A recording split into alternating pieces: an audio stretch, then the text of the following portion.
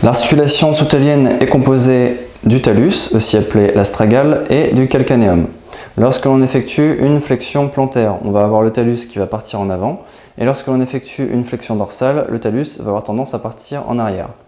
Donc il faut rappeler que cette articulation, elle tangue dans le plan frontal, elle vire dans le plan horizontal, et elle roule ici dans le plan sagittal.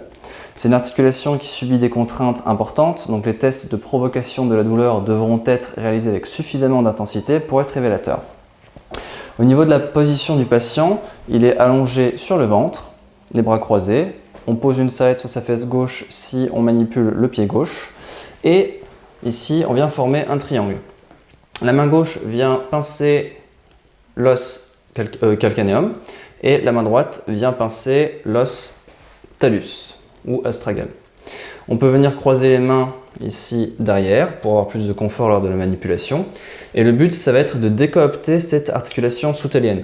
Pour décoopter, on va pouvoir casser le triangle ici que l'on a effectué. Donc plus on aura de flexion du genou, plus cette décooptation pourrait être importante.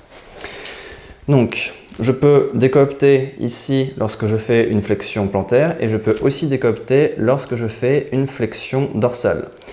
De plus, comme on a vu que cette articulation a 3 mouvements, on va pouvoir, lors par exemple de la flexion ici dorsale, effectuer des mouvements combinés. Soit j'amène la tension et lorsque je casse, je fais un mouvement de rotation de la main.